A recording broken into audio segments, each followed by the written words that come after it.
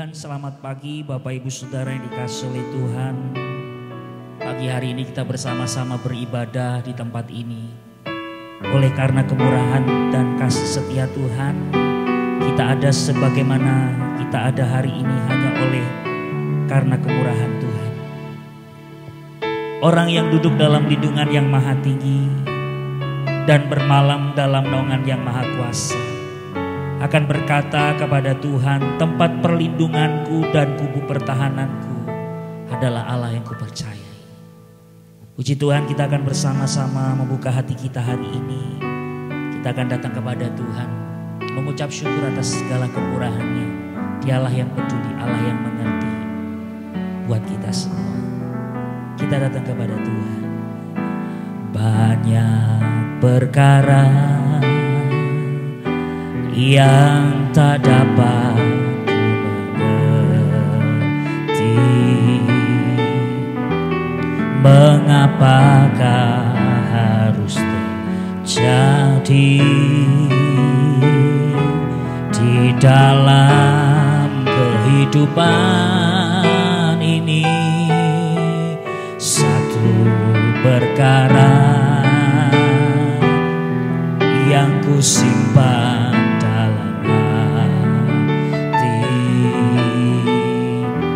tiada sesuatu kan terjadi tanpa Allah peduli. Allah mengerti, Allah peduli segala persoalan yang kita hadapi. Tak akan pernah dibiarkannya ku bergumul sendiri, sebab Allah mengerti.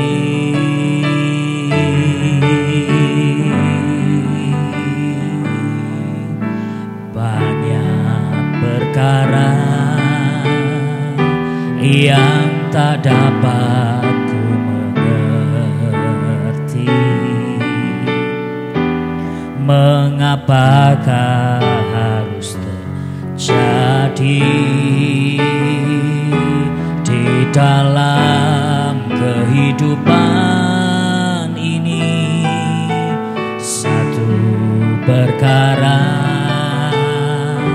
yang ku simpan dalam tiada satu pun kan terjadi tanpa Allah peduli. Allah mengerti, Allah peduli segala persoalan yang kita hadapi. Dibiarkannya ku bergumul sendiri, sebab Allah mengerti.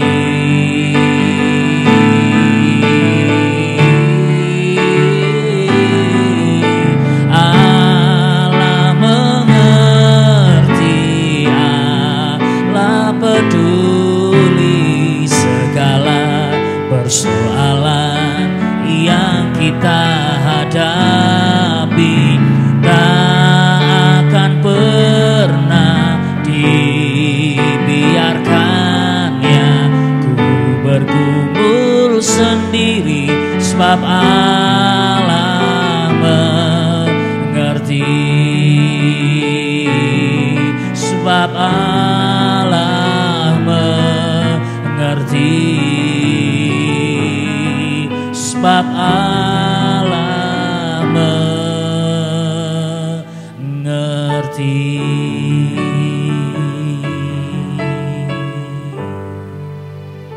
Kami tahu Tuhan bahwa Engkau Tuhan yang peduli buat kami, Allah yang mengerti dan Allah yang memahami akan kehidupan kami. Terima kasih ya Tuhan, di dalam hidup ini. Kami hanya berserah penuh kepadamu. Kami bersyukur pagi hari ini kami kembali datang untuk kami bersama-sama menaikkan syukur kami kepadamu ya Tuhan. Untuk kami bersama-sama kembali beribadah. Kiranya Tuhan memimpin ibadah kami pada pagi hari ini. Kiranya Tuhan menolong ibadah kami pada pagi hari ini. Biarlah kasih dan kemurahan Tuhan nyata atas kami pada ibadah kami pada hari ini ya Tuhan. Memberkati setiap keluarga-keluarga yang menyelenggarakan ibadah pada hari ini ya Tuhan. Berkati, biarlah kasih setia dan kemurahan Tuhan dinyatakan atas setiap anak-anak-Mu. Terima kasih ya Tuhan. Kami akan memulai ibadah kami pada pagi hari ini. Di dalam nama Tuhan Yesus kami sudah berdoa dan mengucap syukur. Haleluya. Amin. Kita bersyukur kepada Tuhan bahwa apapun yang terjadi di dalam hidup ini, janganlah kita sampai meragukan kasih setia Tuhan, akan janji Tuhan, sebab Dia yang menyelamatkan, Dia yang menyembuhkan, Dia akan menyatakan segala sesuatu yang dahsyat, yang luar biasa buat kita. Mari kita sama-sama datang kepada Tuhan. Kita nyanyikan pujian ini. Apapun yang terjadi di dalam hidupku ini, tak pernah ku ragukan kasih-Mu Tuhan. Lewat gunung yang tinggi, dalam lembah yang curam, tak pernah ku ragukan janji-Mu Tuhan. Kau berfirman dan sembuhkanku, Kau bersabda dan selamatkanku. Tiada yang mustahil bagimu, Yesus, ku percaya padamu.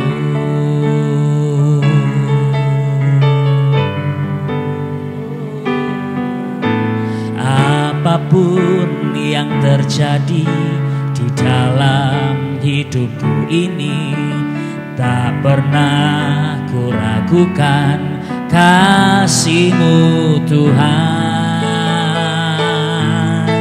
Lewat gunung yang tinggi, dalam lembah yang curam, tak pernah ku ragukan janji-Mu Tuhan. Kau berfirman dan sembuhkanku, Kau bersabda dan selamatkanku. Tiada yang mustahil bagimu, Yesus, ku percaya padamu. Kau berfirman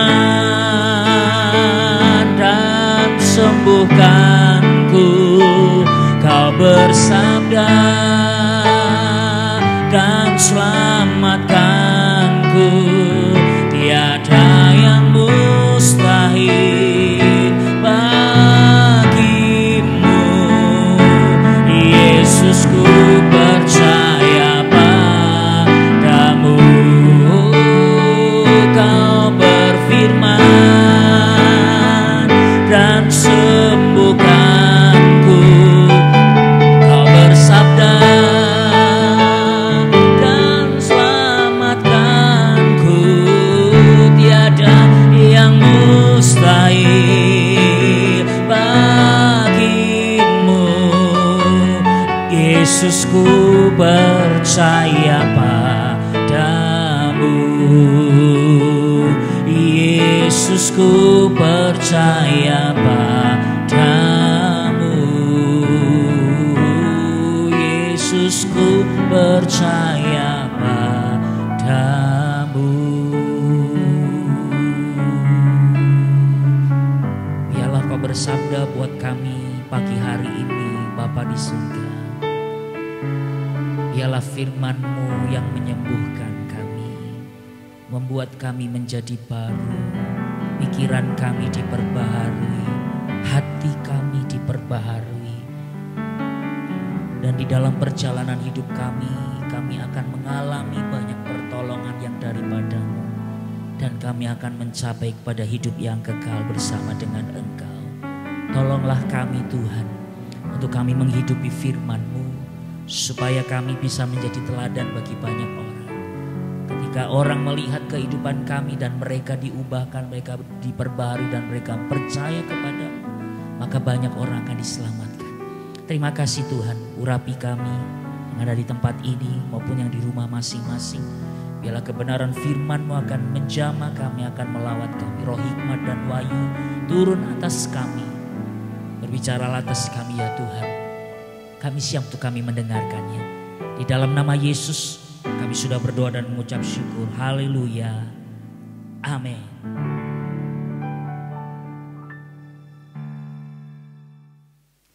Puji Tuhan, shalom Bapak Ibu Saudara yang dikasihi oleh Tuhan. Pagi hari ini kita bersama-sama belajar firman Tuhan. Dan saya akan berbagi kepada Bapak Ibu Saudara, baik ada di rumah maupun di tempat ini, tentang bagaimana kita hidup berbahagia. Satu hal yang penting bahwa kebahagiaan sedang dicari oleh orang hari-hari ini. Orang berpikir ketika berbahagia, ketika dia banyak uang, dia bisa bekerja, dia bisa melakukan sesuatu yang dia sukai, lalu orang berpikir dia berbahagia. Dan ada orang yang melihat bahwa mungkin dalam keadaan yang sederhana, yang bisa menikmati, mungkin dengan rasa yang biasa saja, orang melihat oh bahagia. Ternyata kebahagiaan tidak bisa dinilai dengan apa yang kita rasa, apa yang kita pikir, apa yang kita lihat. Tetapi kebahagiaan itu adalah bersumber daripada Tuhan. Kebahagiaan itu adalah sesuatu yang semuanya dimulai dari Tuhan. Dan percayalah Bapak Ibu, ketika kita mengejar kebahagiaan seperti apa yang Tuhan mau, maka di dalam kehidupan kita akan menemukan kebahagiaan yang sejati. Mari kita belajar sama-sama dari kitab Mazmur pasal yang pertama, ayat yang pertama sampai dengan ayat yang ketiga. Ayat ini begitu populer buat kita. Dan banyak orang membaca dan mendengarkan khotbah tentang ayat ini berkali-kali. Tapi saya akan mencoba kepada kita semua pagi hari untuk men-sharingkan sesuatu yang penting buat kita semua, supaya kita akan benar-benar memahami apa yang sebenarnya pemazmur mau buat kita, untuk kita bersama-sama mengerti akan nilai kebahagiaan yang sejati di dalam Tuhan. Kita lihat di dalam Mazmur pasal yang pertama, ayat yang pertama sampai dengan ayat yang ketiga. Dikatakan di sana, berbahagialah orang yang tidak berjalan menurut nasihat orang fasik, yang tidak berdiri di jalan orang berdosa, dan yang tidak duduk dalam kumpulan pencemooh. Ayat yang kedua berkata, tetapi kesukaannya ialah Taurat Tuhan, dan merenungkan Taurat itu siang dan malam.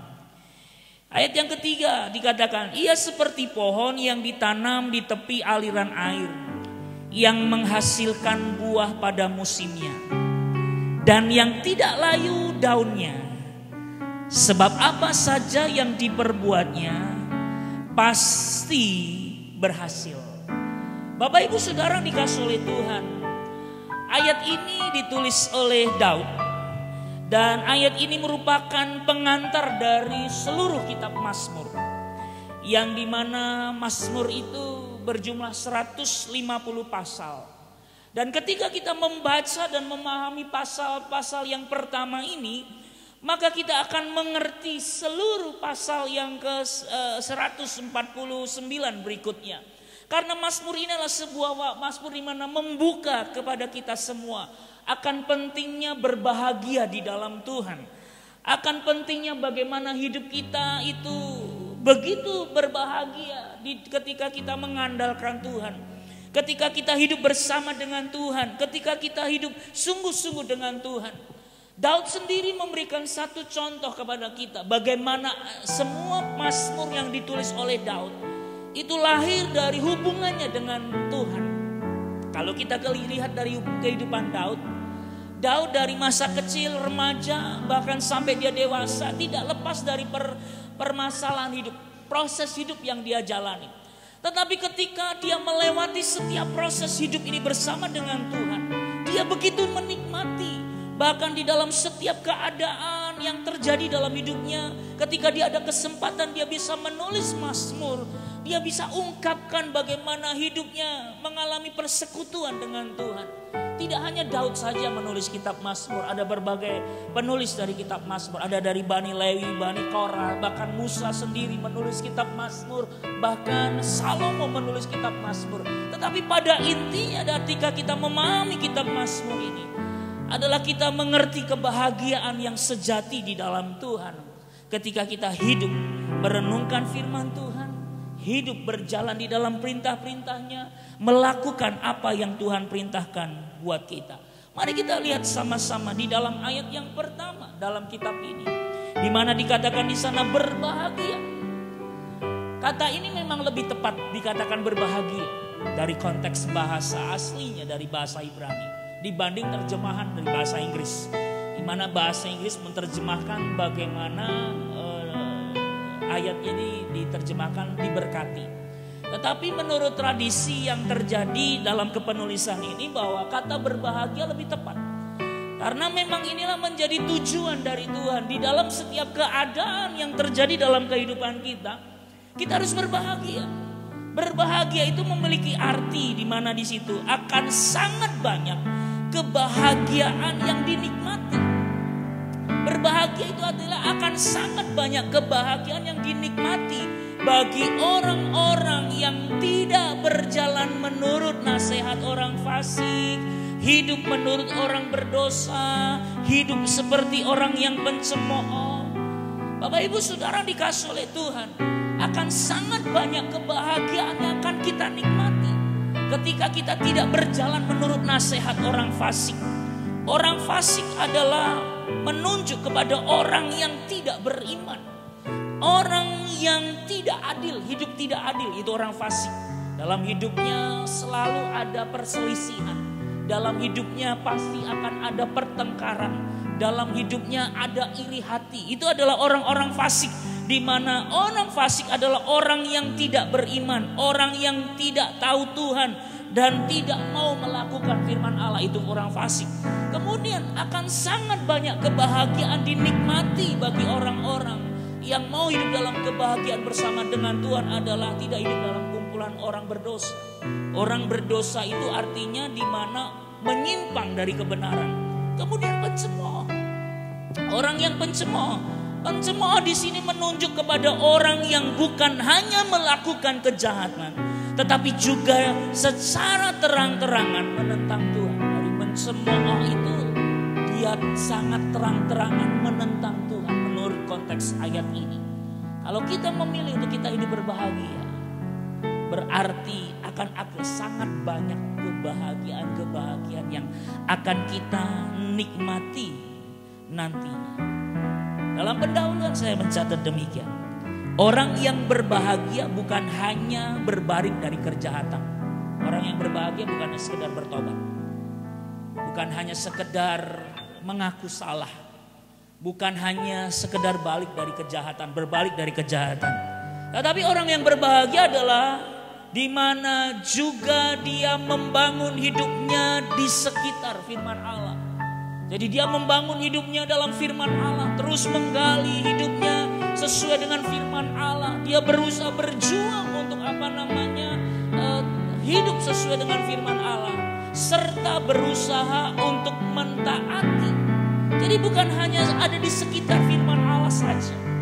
Bukan hanya sekedar membaca, sekedar tahu. Tapi berusaha untuk taat akan kehendak Tuhan, akan firman Allah, akan isi Alkitab. Dari hati yang sungguh senang akan perintahnya. Jadi orang yang berbahagia adalah orang yang akan menikmati kebahagiaan itu bersama dengan Tuhan. Melalui kehidupan dibangun melalui firman Allah dan mentaati kehendaknya dari hati yang sungguh-sungguh melakukan perintah Tuhan. Adik Bapak Ibu Saudara yang dikasihi oleh Tuhan, kita berbahagia karena kita suka merenungkan firman Tuhan. Perhatikan ayat yang kedua. Ayat ini berkata, tetapi yang kesukaannya ialah Taurat Tuhan, dan yang merenungkan Taurat itu siang dan malam. Perhatikan kalimat ini. Tetapi suka. Arti kata suka.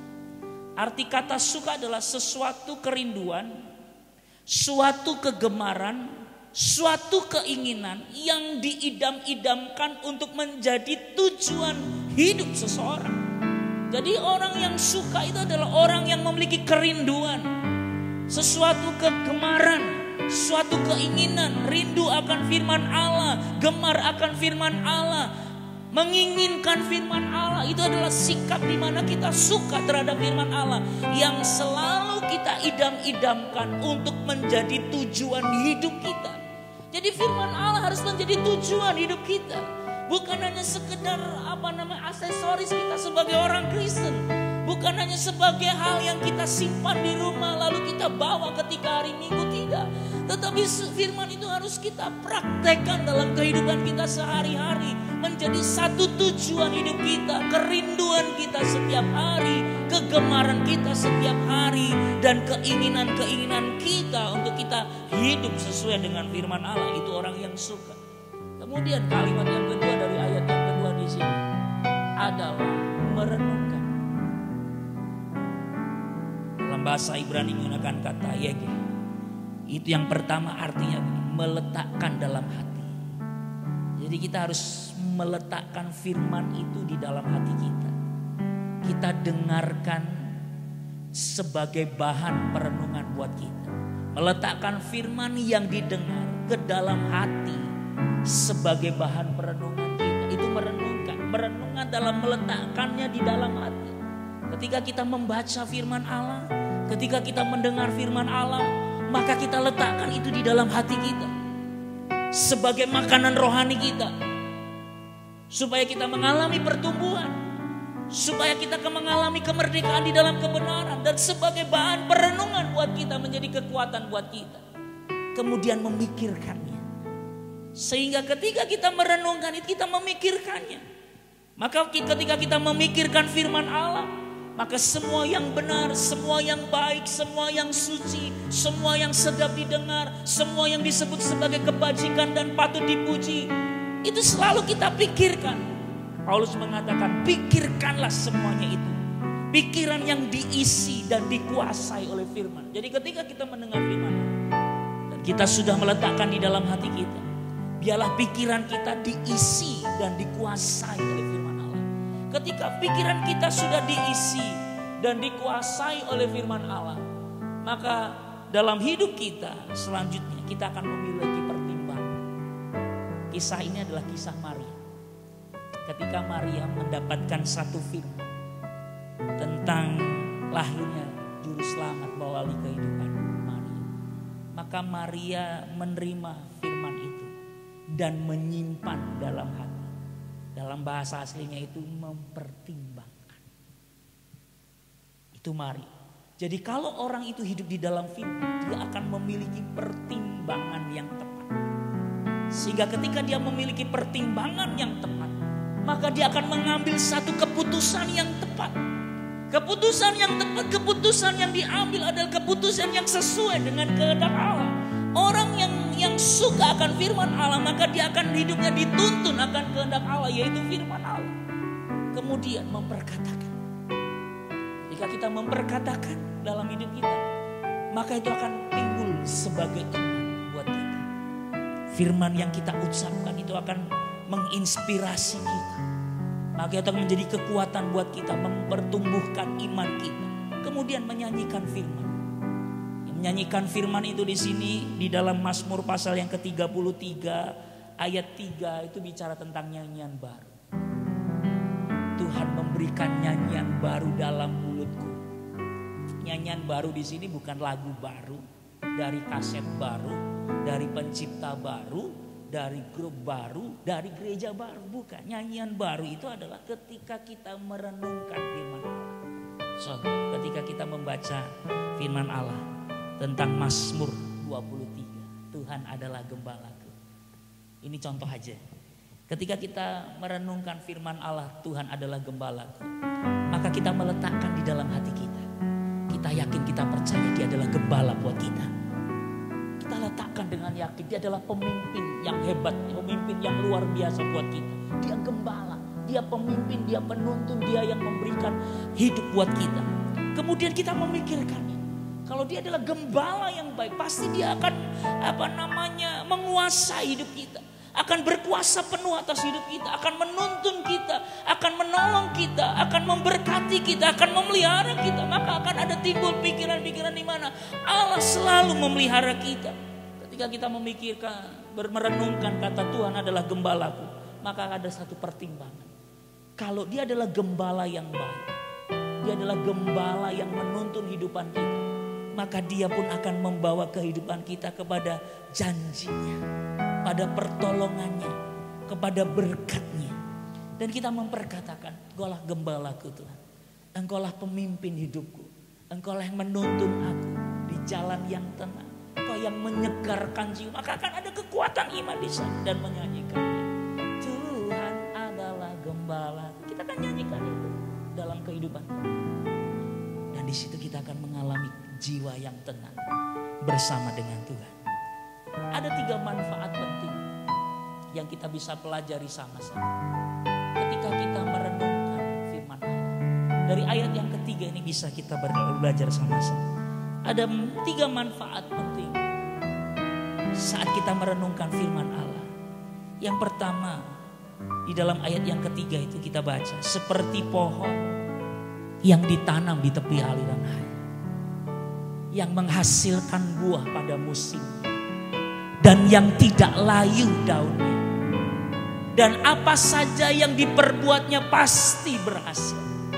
Bapak Ibu Saudara dikasih oleh Tuhan, kita merenungkan firman Allah, kita kembali berbahagia adalah satu tujuan yang harus kita miliki dalam hidup kita. Kita harus punya tujuan bahwa kita harus hidup berbahagia. Bagaimana caranya hidup berbahagia? Adalah bagaimana kita hidup menjauhi nasihat orang fasik, tidak hidup menurut orang-orang berdosa, dan tidak duduk dalam kumpulan pencemooh. Tetapi kita suka, artinya suka di mana di dalam kehidupan kita setiap hari ini adalah kita selalu mengidam-idamkan rindu, gemar, di mana kita menginginkan sesuatu bahwa firman Allah menjadi tujuan dalam kehidupan kita. Dan kita merenungkan itu siang dan malam. Siang dan malam itu bukan bicara soal pagi merenungkan, malam merenungkan, tidak. Tapi bicara soal siang dan malam itu kapanpun, dimanapun kita berada, dalam kondisi apapun, dalam satu hari itu, dari pagi sampai malam, biarlah kita meletakkan firman itu dalam hati kita, kita memikirkannya, kita mempertimbangkan dalam hati kita sehingga muncul hikmat. Lalu kita memperkatakan sebagai satu ungkapan iman kita, percaya akan firman dan menyanyikannya. Maka yang terjadi, ada manfaat penting dalam kehidupan kita. Dari ayat yang ketiga, yang pertama, terbiasa merenungkan firman Tuhan akan menghasilkan buah pada musimnya. Berbicara buah di sini bukan bicara tentang berkat materi, tetapi berbicara tentang perubahan yang terjadi dalam kehidupan kita, di mana manusia harus menghasilkan buah, dan buah itu tepat waktu. Saya pernah keliru menerjemahkan ayat ini, di mana kita akan berbuah pada musimnya. Artinya ketika kita merenungkan, maka kita akan diberkati. Ya mungkin kalimat itu tidak salah, tapi cara pandangnya akan salah. Oh, merenungkan kita akan diberkati secara materi. Tidak. Dalam ayat ini yang dimaksud buah adalah bagaimana kita diubahkan menjadi satu ciptaan yang baru, di mana kita harus menghasilkan buah dan berbuah tepat waktu. Tidak berbuah tepat waktu adalah sesuatu pelanggaran terhadap kehendak Allah. Seberapa lama kita menjadi orang Kristen? Seberapa lama kita sudah mengikut Tuhan. Dan harus kita pikirkan, harus kita pertimbangkan sama-sama. Seberapa banyak buah yang sudah kita hasilkan dari kehidupan kita merenungkan firman Allah.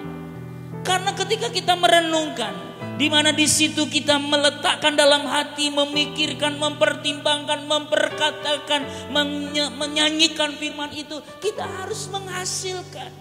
Artinya firman itu yang sudah kita letakkan dalam hati, kita pikirkan, kita perkatakan, kita pertimbangkan, kita nyanyikan, bisa dinikmati oleh orang banyak. Itu buah.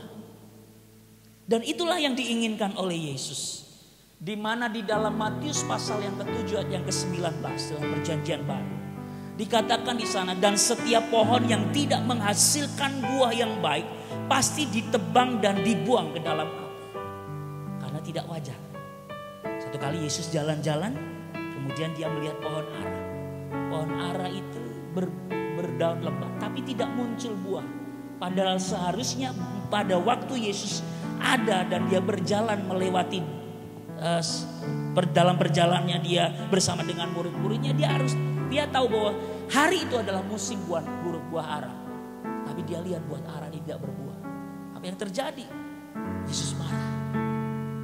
Kemudian dalam satu kisah ada seorang yang bilang begini, Tuhan, berilah kesempatan untuk aku merawatnya supaya menghasilkan buah. Kalau sampai tidak menghasilkan buah, biarlah di tahun depan buah itu dipotong. Nah, Yesus mengatakan setiap pohon yang tidak menghasilkan buah yang baik, perhatikan kalimat ini, menghasilkan buah yang baik, artinya kehidupan yang diubahkan, kehidupan yang terus-menerus diperbarui oleh kuasa firman dan bisa dinikmati oleh orang lain, akan ditebang, dibuang ke dalam api. Artinya tidak berguna. Jangan sampai kita menjadi orang Kristen yang dianggap tidak berguna karena kita tidak bisa menghasilkan buah kehidupan yang baik. Maka kata buah yang dimaksud oleh Yesus dan kata buah yang sama memiliki arti yang sama dalam perjanjian lama. Dalam buah dikatakan karpos itu dalam bahasa Yunani, yaitu menghasilkan keteladanan. Maka Paulus di dalam Galatia pasal yang ke-5 ayat yang ke-22 sampai yang ke-25 itu Paulus berbicara tentang buah roh. Buah roh itu sama artinya begini, satu buah 9 rasa. Dari satu buah yang dihasilkan harus ada 9 rasa. Artinya ada satu dampak, satu contoh, satu keteladanan yang bisa ditunjukkan kepada semua orang. Dalam hidup ini kita harus menghasilkan 9 buah itu. Kasih, sukacita, damai sejahtera, kesabaran, kemurahan, kebaikan, kesetiaan, kelemah lembutan, dan penguasaan diri. Ini bukan bicara 9 buah. Dari masing-masing orang menghasilkan satu buah, tidak. Tetapi satu orang ini harus menghasilkan satu buah yang di situ ada 9 rasa, di mana kita bisa, orang lain bisa menikmati kasih, sukacita, damai sejahtera, kesabaran, kemurahan, kesetiaan, kelemah lembutan, dan penguasaan diri. Itu karpos. Buah yang harus kita hasilkan dalam kehidupan kita. Maka kata karpos ini adalah artinya keteladanan dalam hidup. Kasihmu harus membawa rasa, sukacitamu harus membawa rasa, damai sejahteramu harus membawa rasa, kemurahan dan kebaikanmu harus membawa rasa untuk dinikmati orang banyak. Kesetiaanmu bisa menjadi contoh keteladanan bagi banyak orang, kelemah lembutan menjadi contoh teladan bagi orang banyak. Kau harus menguasai diri, hidup di dalam roh, bukan di dalam daging. Itu adalah orang-orang yang menguasai diri. Kemudian yang kedua, setelah kita menjadi teladan, kita harus mewarisi keteladanan itu kepada orang lain, kepada orang banyak. Artinya ketika orang melihat kita memiliki 9 rasa itu, lalu orang ingin supaya dia juga mengalami seperti apa yang kita alami. Di situ kita sudah melahirkan satu penerus yang mewarisi keteladanan. Maka itulah kehidupan yang harus terus berjalan, menghasilkan buah. Orang harus menghasilkan buah supaya buah itu dinikmati. Artinya paling tidak, paling sederhana adalah mengalami perubahan hidup. Dari perubahan hidup orang lain bisa melihat perubahan yang terjadi dalam kehidupan kita. Lalu kemudian orang lain ingin berubah seperti yang kita alami. Itu kita sudah memberikan keteladanan dan melahirkan satu orang yang mewarisi keteladanan dalam hidupnya. Itu disebut menghasilkan buah. Buah yang dimaksud di sini adalah karakter kehidupan Kristus. Itu yang pertama. Orang yang merenungkan firman Tuhan adalah orang yang menghasilkan buah pada musim. Jadi seberapa lama kita menjadi Kristen hari ini seharusnya menjadi evaluasi buat kita. Sudahkah kita menghasilkan buah? 1 buah 9 rasa. Seperti yang ditulis dalam Galatia pasal yang kelima ayat yang ke-22 sampai ke-25. Kemudian yang kedua, hal apa yang terjadi dalam kehidupan kita ketika kita merenungkan firman Tuhan? Suka merenungkan firman Tuhan. Firman Tuhan menjadi tujuan dalam kehidupan kita. Lalu kemudian kita menaruh dalam hati, kita memikirkannya, kita mempertimbangkannya, kita memperkatakannya, lalu kita menyanyikannya. Yang kedua adalah orang yang terbiasa merenungkan firman Tuhan tidak layu daunnya. Kata layu di sini adalah nabel dalam bahasa Ibrani. Layu di sini artinya tidak bijak dalam hidup, mudah terperosok dalam pergaulan yang salah. Itu layu. Kemudian mengalami kehidupan yang tidak terhormat. Orang yang layu dalam hidup tidak bijak, sembarangan, hidupnya sembarangan. Ya semaunya sendiri, tidak mau diajar, tidak mau dilatih, merasa bahwa dirinya benar, merasa dirinya hebat. Itu orang yang layu, nabel dalam bahasa Ibrani. Tidak mudah terperosok dalam pergaulan yang salah. Pergaulan yang salah di sini bukan hanya sekedar berbicara tentang moralitas, tetapi pergaulan yang salah di sini juga berbicara tentang pola pikir yang diubahkan. Satu kali saya belajar tentang Naaman. Kenapa Naaman itu datang ke Israel, kemudian dia harus pergi untuk dia dibaptis selama 7 kali. Menyelupkan di situ 7 kali. Sebenarnya makna rohani ketika Naaman masukkan dirinya ke dalam air selama 7 kali. 7 sih bicara tentang kesempurnaan. Ibrani selalu berkata angka 7 adalah angka kesempurnaan. Kemudian kenapa harus menyelupkan selama 7 kali? Ini artinya berbicara tentang pola pikir yang diubahkan. Seharusnya ketika orang sudah terima Yesus, lahir baru, kemudian terima baptis air, itu pola pikirnya harus berubah. Karena dia sudah menjadi ciptaan yang baru. Jadi pergaulan yang salah ini bukan berbicara tentang hidup, bicara tentang moralitas. Belum sampai ke sana, pola pikir terlebih dahulu.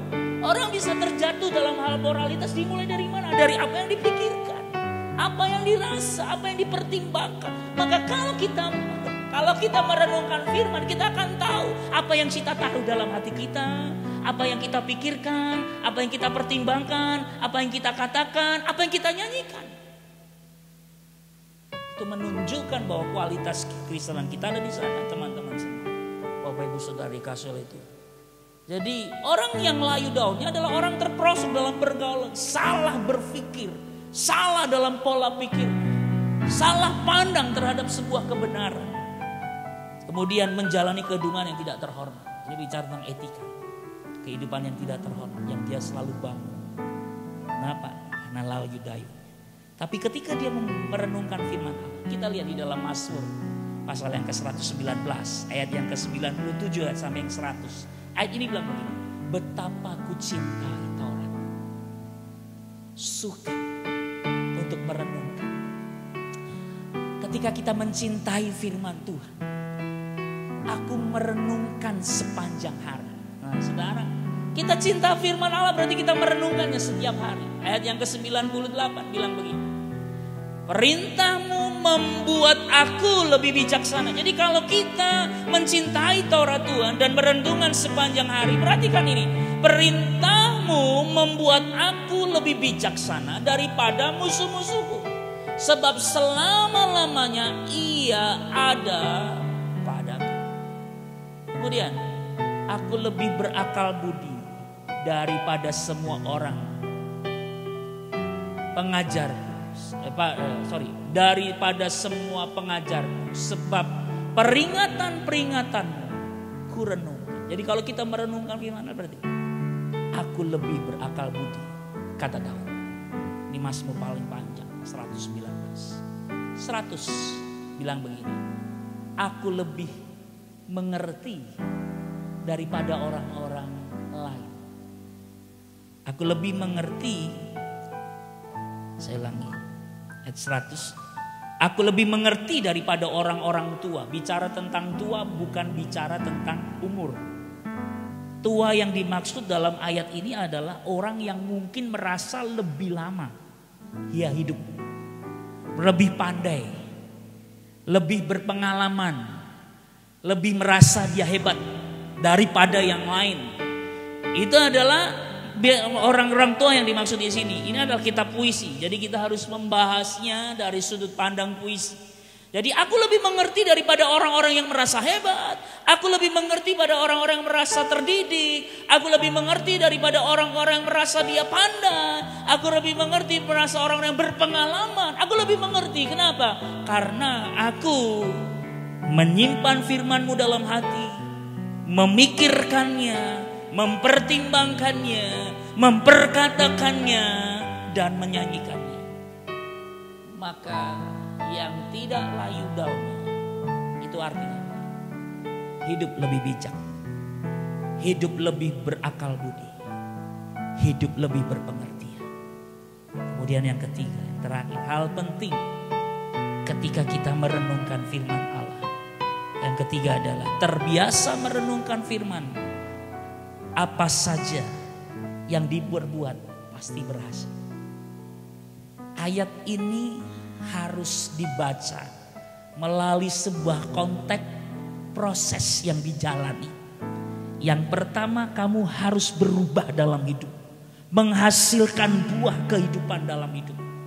Setelah engkau menghasilkan buah dalam kehidupanmu, maka kamu harus lebih bijak, lebih berakal budi, lebih berpengertian seperti yang ditulis dalam Mazmur pasal yang ke-119 ayat yang ke-97 sampai dengan yang ke-100. Maka yang terakhir ini kita berarti berbiasa merenungkan firman Allah. Maka apa saja yang diperbuat pasti berhasil. Orang suka dengan kata berhasil. Tapi untuk menjadi berhasil, kamu harus berubah dulu dalam hidup. Berubah cara berpikir. Menghasilkan buah dengan 9 rasa. Karakter kehidupan yang bisa dinikmati orang-orang lain. Dan juga dalam hidupmu, kamu berbijak, berakal budi dan berpengertian. Maka apa yang dikatakan kata berhasil di sini? Kata berhasil itu yang pertama mengalami kemajuan, bertumbuh dalam iman. Iman dimulai dari mana? Mendengar dan memperkatakan firman Allah. Iman timbul dari mendengar, mendengar akan firman Allah. Kata mendengar di sini dari dia meneliti dengan sungguh-sungguh, dia memahami dengan sungguh-sungguh, dia kemudian dia mendalam dengan sungguh-sungguh. Maka kita akan mengalami kemajuan dalam iman. Iman harus bertumbuh. Berhasil di dalam kemajuan iman kita. Kalau iman kita berhasil, maka apa saja yang kita buat dalam kehidupan kita sehari-hari, kita akan berhasil. Dimulai dari iman yang bertumbuh, iman yang mengalami kemajuan. Kemudian yang kedua, mendapatkan keberuntungan. Di dalam ayat Mazmur pasal yang ke-34, ayat yang ke-19 itu kan bilang begini. Kemalangan orang benar itu banyak. Perhatikan kalimat. Tetapi Tuhan meluputkannya. Itu berhasil. Kita ini ada dalam bayang-bayang maut. Artinya banyak hal yang bisa saja sewaktu-waktu bisa menjatuhkan kita.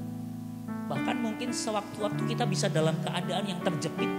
Dalam keadaan di dalam lembah kekelaman, lembah air mata, lembah kesulitan. Tapi perhatikan, kalau kita kuat di dalam firman, kita menaruh firman itu dalam hati. Kemudian kita memikirkannya. Lalu kita merenungkannya, kita mempertimbangkannya, lalu kita mengucapkannya, memperkatakannya, dan kita menyanyikan, akan menjadi kekuatan. Maka kita akan bisa mengubah lembah kekelaman itu menjadi sumber kehidupan buat kita.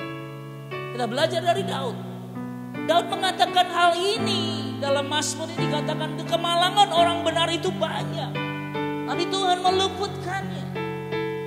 Dia bisa terancam bahaya, dia bisa mati setiap waktu, setiap saat. Tetapi Tuhan di sini meluputkan. Artinya Tuhan tidak membiarkan kita jatuh. Dia tidak membiarkan kita tergeletak.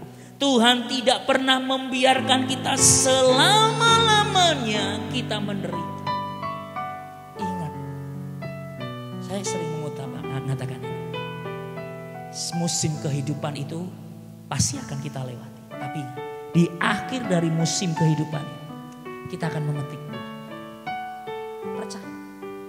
Dalam akhir setiap proses yang kita alami, di situ ada kebaikan Tuhan, di situ ada kemurahan Tuhan, di situ ada pertolongan Tuhan, di mana Tuhan meluputkan kita. Kata berhasil yang ketiga, artinya menjadi kuat dan berhasil. Kuat di sini kita tidak tergoyahkan oleh apapun juga hari ini. Kita hari-hari ini sedang digoncang keadaan. Dunia semua digoncang, orang-orang dunia sedang digoncang. Ketidakadilan, persoalan ekonomi, keuangan, bahkan kita digoncang dengan persoalan COVID-19 yang mengguncang ekonomi, mengguncang apapun. Tapi lihatlah, orang-orang yang menantikan Tuhan, yang mengandalkan Tuhan, dia tetap kuat. Ketika semua orang sedang mengalami proses, kita pun diproses.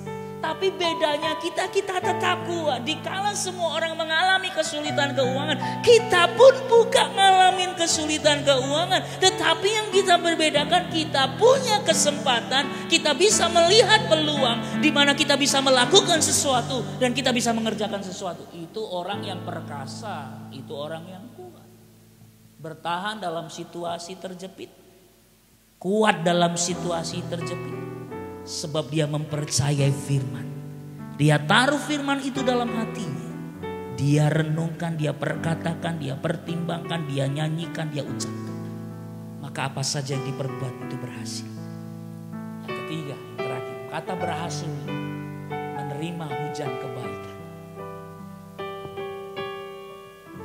Kenapa dalam tradisi Israel Yahudi kebaikan, berkat itu digambarkan seperti hujan. Karena orang-orang Israel semua bekerja sebagai petani agraris. Dan sumber dari semuanya ini, pertanian ini bisa berhasil kalau didatangkan hujan. Kalau firman dalam perjanjian lama bicara tentang tingkap-tingkap di langit. Bahkan dalam kitab Maliaki. Apakah bukankah aku sanggup membukakan tingkap langit bagimu, itu bicara tentang hujan. Kalau orang Israel gak ada hujan, gak bisa bercocok tanam, gak bisa menghasilkan. Jadi menerima hujan kebaikan di sini, di mana apa yang kau kerjakan hari ini, Tuhan menyediakan benihnya, Tuhan menyediakan sumbernya buat kita. Semua yang kita kerjakan, percayalah Tuhan itu tunjukkan kita. Apapun profesi Bapak Ibu Saudara, apapun jenis pekerjaan Bapak Ibu Saudara, kalau engkau mempercayai Tuhan, menaruh firman itu dalam hati, memperkatakan, mengucapkannya, mempertimbangkannya, memikirkannya, kemudian menyanyikannya, Tuhan akan menuntunmu untuk kau dekat dengan sumber itu. Ia seperti pohon yang ditanam di tepi aliran air. Kalau kita dekat dengan sumber kehidupan, ini akan menerima kebaikan dan kemurahan Tuhan. Bapak Ibu Saudara yang dikasihi Tuhan, sebagai kesimpulan yang terakhir, orang percaya yang memiliki kerinduan untuk merenungkan firman Allah, perhatikan, akan mengalami banyak kebahagiaan yang dinikmati dalam perjalanan hidupnya. Tuhan Yesus memberkati. Mari kita sama-sama datang kepada Tuhan. Kita nyanyikan, Kau berfirman dan sembuhkan firman-Ku, Kau bersabda dan selamatkanku. Tiada yang mustahil bagimu. Yesus, ku percaya padamu. Kau berfirman dan sembuhkanku. Kau bersabda dan selamatkanku. Tiada yang mustahil bagimu. Yesus, ku percaya padamu. Haleluya. Kau berfirman dan sembuhkanku. Kau bersabda dan selamatkanku. Tiada yang mustahil bagimu. Yesus, ku percaya padamu. Renungkanlah firman ini, Bapak Ibu Saudara kasih itu. Kita meletakkannya di dalam hati, kita memikirkannya, kita mempertimbangkannya, kita memperkatakannya, kita menyanyikannya. Maka kita akan menghasilkan buah dalam kehidupan kita. Hidup kita akan menjadi berkat, menghasilkan keteladanan dalam hidup. Hidup kita akan menjadi contoh, hidup kita akan dinikmati banyak orang. Tidak layu daunnya. Ketika kita merenungkan firman Tuhan dalam hidupan kita, maka kita akan mengalami hidup yang lebih bijaksana, berakal budi, lebih berpengertian. Sehingga kita mengalami berkat Tuhan. Kita mengalami keberhasilan. Biarlah pagi hari ini kita datang kepada Tuhan. Bapak Ibu Saudara masing-masing di rumah bisa berdoa, menaikkan doamu. Berkata, Tuhan, aku mau berkomitmen untuk aku hidup di dalam firman, merenungkan firman, mempercayai firman-Mu, meletakkan sepenuhnya pengharapan yang hanya kepadamu ya Tuhan. Sebab Engkaulah yang menyembuhkan, Engkaulah yang menyelamatkan, Engkau yang melakukan hal-hal yang luar biasa, hal yang hebat. Tiada yang mustahil bagimu. Aku percaya kepadamu ya Tuhan. Biarlah itu menjadi doa kita. Dikala kita sakit, percayalah Tuhan menyembuhkan. Percayalah Tuhan memberikan kekuatan kepadamu.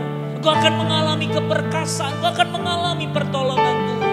Dikala engkau sedang kesusahan, dikala engkau sedang mengalami kesulitan ekonomi, kesulitan keuangan dalam hidup, percayalah Tuhan menyediakan benih bagimu untuk kau lebih bersemangat bekerja, untuk kau sungguh-sungguh melakukan apa yang menjadi bagianmu. Percayalah Tuhan akan mencurahkan hujan kebaikannya buat kita.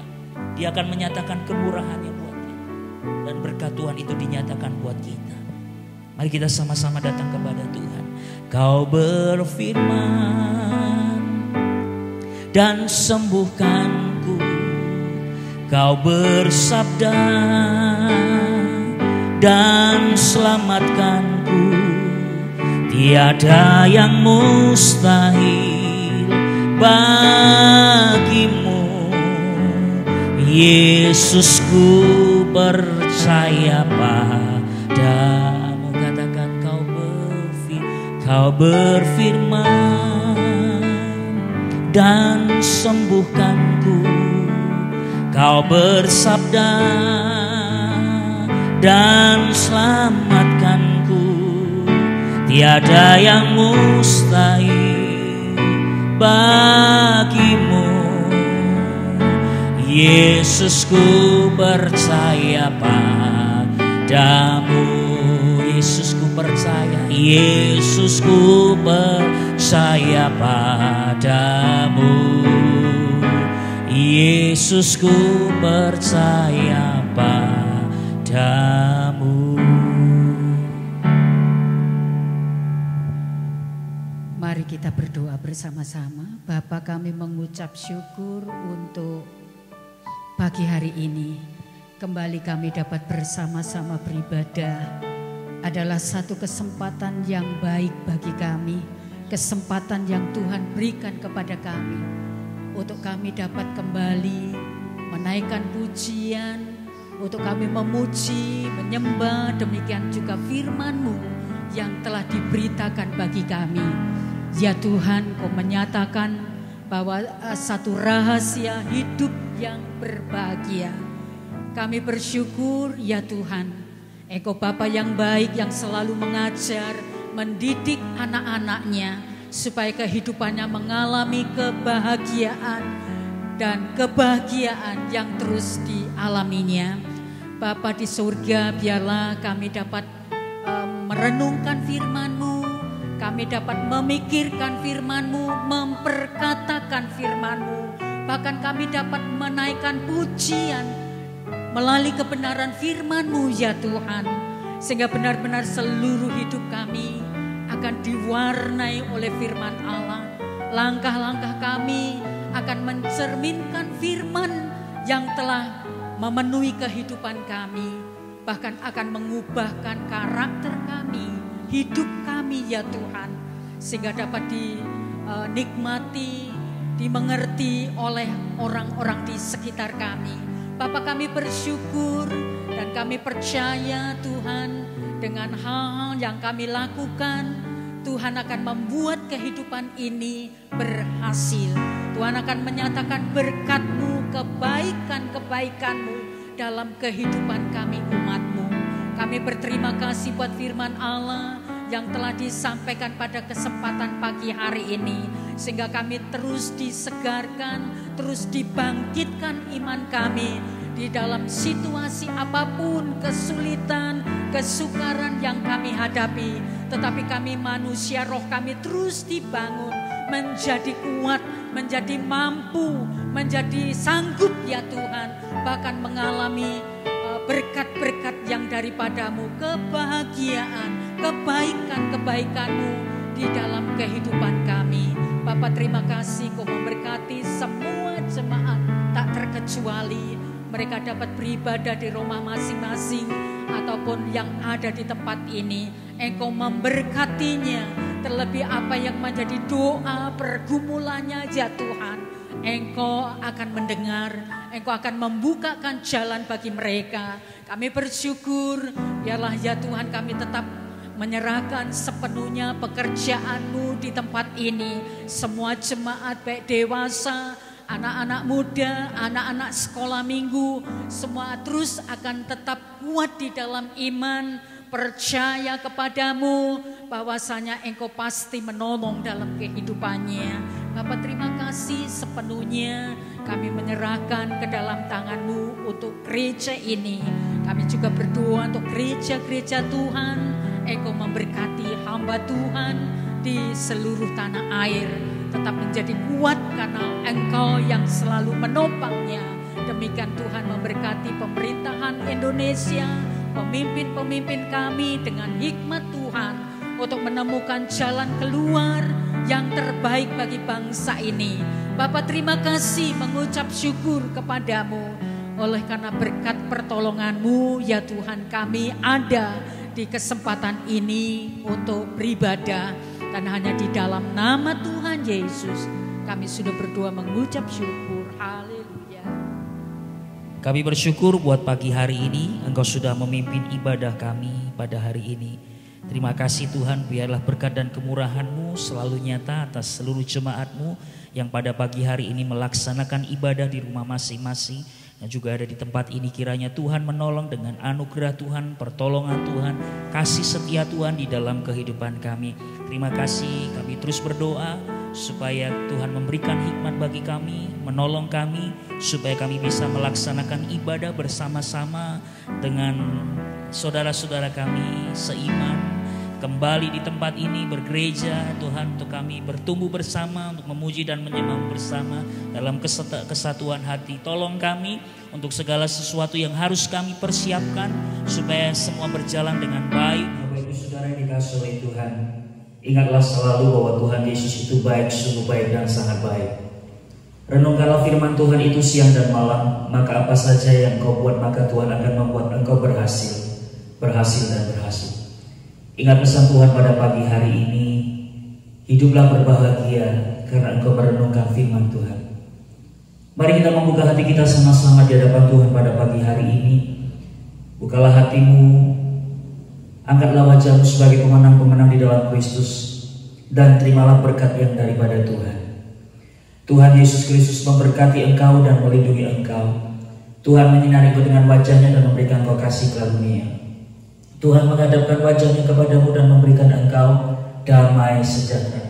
Terimalah berkat kemurahan dari Allah Bapa di dalam kasih Yesus Kristus yang menyelamatkan kita, persekutuan yang luar biasa oleh karena pekerjaan Roh Kudus, berkat damai sejahtera, sukacita, kesehatan dan kekuatan, berkat jasmani dan rohani melimpah atas kehidupanmu, atas keluargamu, atas pekerjaanmu, atas segala usahamu, doamu, harapanmu, mulai hari ini sampai kedatangan Tuhan yang kedua kali. Setiap kita yang sudah diberkati Tuhan dengan iman, sama-sama katakan amin. Selamat pagi, Tuhan Yesus memberkati kita semua.